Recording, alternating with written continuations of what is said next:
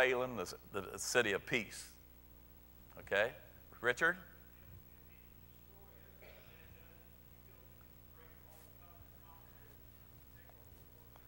Very good. Exactly right. You remember, he's in a cosmic battle with God. And they're fighting for, he thinks, for the control of the earth. He thought he had control of it. But we'll talk about that as we go through this. Okay, E. Question, is Ezekiel 38 and 39 telling about the battle of Armageddon? Our answer, I do not believe so. Just like the second coming has different phases, there are other Israeli conflicts that happen before Armageddon happens. Number one, Psalm 83 is telling the Islamic Confederation of the Islamic Confederation's coming attack on Israel. Let's just read it.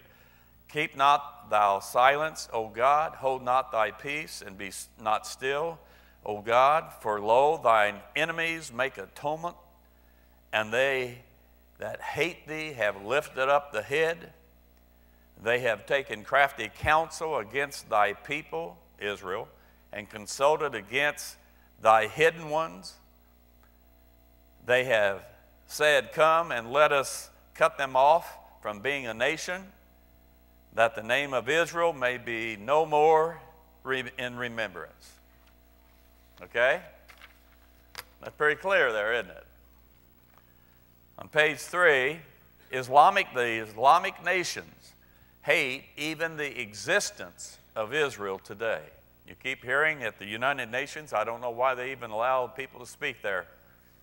We need to close that place down anyway, forgive me. And it's always anti-American, anti-Israel, constantly. I forget how many resolutions against Israel they've taken. It's in the hundreds over the years, and none against the Aramic states that's been shooting rockets in Israel and things like that. It's amazing, isn't it? Okay, here they form a 10-nation coalition to attack Israel, and this event is before Ezekiel 38 and 39. Here's the question. What unites them to be so angry to attack Israel at this time? And as I was studying, could it be because Israel destroys Damascus? Isaiah 17:1, an interesting prophecy, the burden of Damascus. Behold, Damascus is taken away from being a city, and it shall be a ruinous, however you say that, heap. Jeremiah 49:27, and I will kindle a fire in the wall of Damascus, and it shall consume the palaces of Ben-Hadad. So it's a prophecy of the coming destruction of Damascus. Now notice, it is possible Damascus is destroyed by a preemptive strike by Israel. Even today, Israel holds Damascus, Syria's command center, accountable for attacks from Lebanon and Hezbollah. And that's just a fact. I read that on several accounts. When Damascus is destroyed, the Arab people are in an uproar. Isaiah 17, woe to the multitude of many people, which make a noise like the noise of the seas, and to the rushing of nations, that make a rushing like the rushing of mighty waters. The nations shall rush like the rushing of many waters, but God shall rebuke them, and they shall flee far off, and shall be chased as the chaff of the mountains before the wind, and like the rolling thing before the whirlwind. And behold, at eventide trouble, and before the morning he is not. This is his portion of them that spoil us, Israel, and the lot of them that rob us, Israel. And they have continually tried to take spoil from Israel, continually tried to rob them of their land. Huh? And they keep wanting land. And when you put the big picture up over there, and you see all the land of all the Arab lands and everything like that, you see that, then you see a little place called Israel. It's just unbelievable that the world is in confusion and upset and danger because of that little nation. If the Palestinians want another place, can't one of the other Arab nations give them a place? No, because they don't believe that Arabs should ever have a Jewish nation in their midst whatsoever. And so they've tried to get rid of them. Number 6, Israel has a great victory and an unbelievable spoil from these nations. And by what I missed? I only missed 3, 2. Okay, don't worry about it. I'm sorry. I have a problem when I look up and I look back down. I lose my place for some reason. You ever do that? I'm thinking of something or whatever. Okay, number 4. Psalm 83's 10-nation confederacy's goal is to destroy Israel, to do away with the Abrahamic covenant and replace it with the Arabic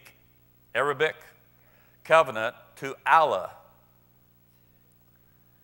So these Islamic nations together come against Israel to vent their anger. Number 5, but we know God is on Israel's side, and he allows Israel to defeat this confederacy soundly. Some of the prophecies that show that, Obadiah chapter 1, verse 18, and the house of Jacob, that's Israel, shall be a fire, and the house of Joseph a flame, and the house of Esau for stubble.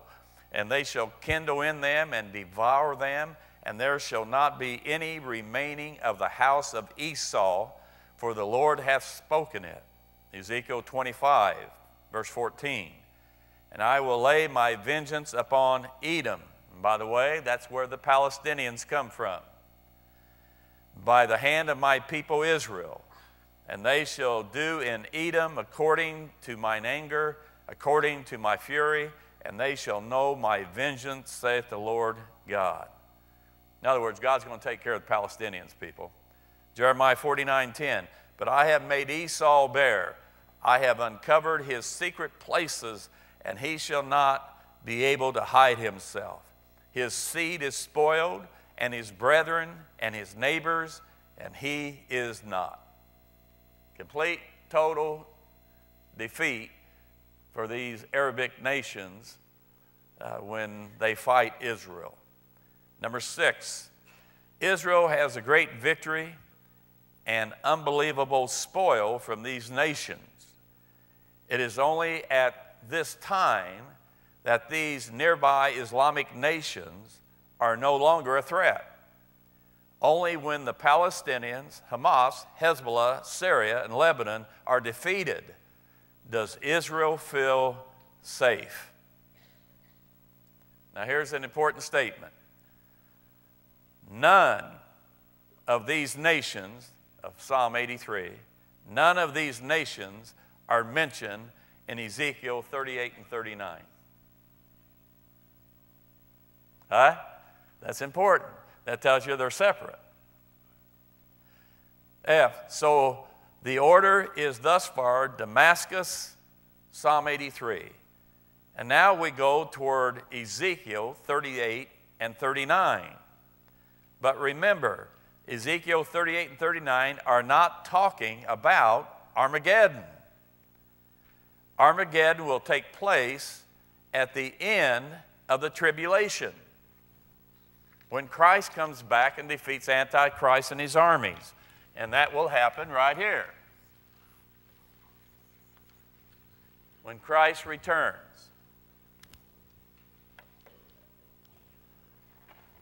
Number 1, in Ezekiel only, some of the nations, now you see, you need to circle that some. Some of the nations are involved, with some remaining on the sidelines, some other nations of the world. Ezekiel 38:13 says, Sheba and Dedan and the merchants of Tarshish with all the young lions thereof, shall say unto thee, to Gog and Magog, art thou come to take spoil?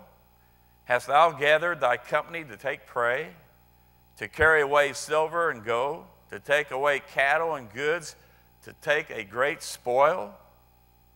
They're questioning why Gog Magog is coming down on Israel. Number two, but Zechariah tells us that all the world comes against Jerusalem at Armageddon. Now let me get that again now. At Ezekiel 38 and 39, some countries come against Israel. At Armageddon, all the people come against Israel. Okay?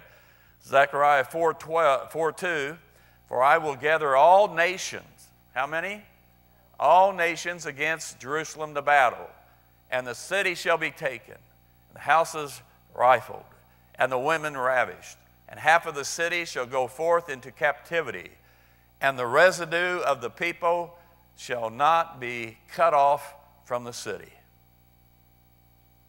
Number three, again in Ezekiel 38 and 39, nations come down on Israel when Israel is at peace and feeling safe, unsuspecting of any imminent danger. It states in verse 11 of Ezekiel, and thou shalt say, I will go up to the land of unwalled villages. And by the way, what were walls for? Safety, protection, defense, and so on. They don't need that now.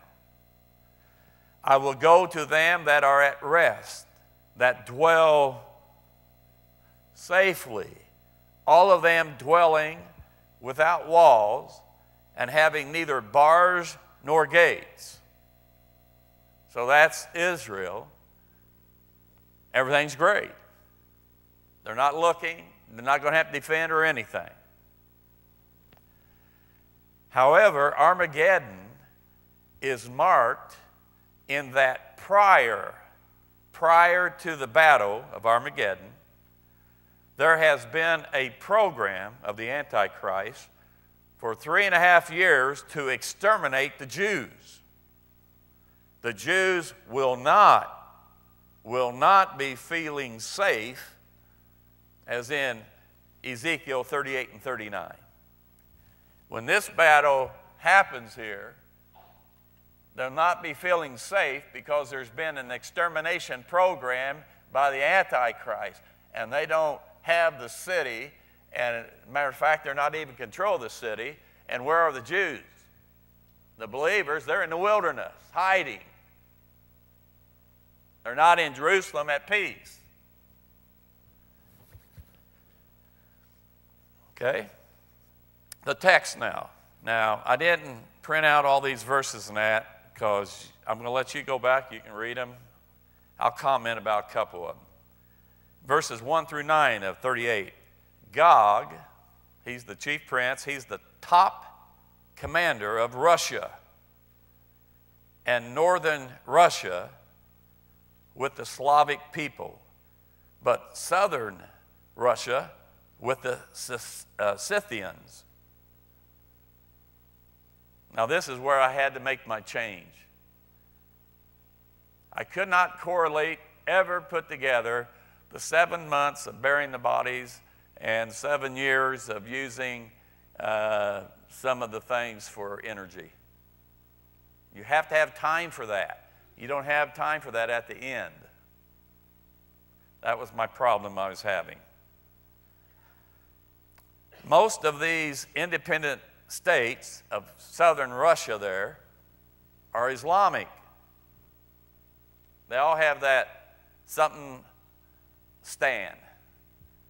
You know, like Afghanistan, all those nations have stand at the end, a lot of them.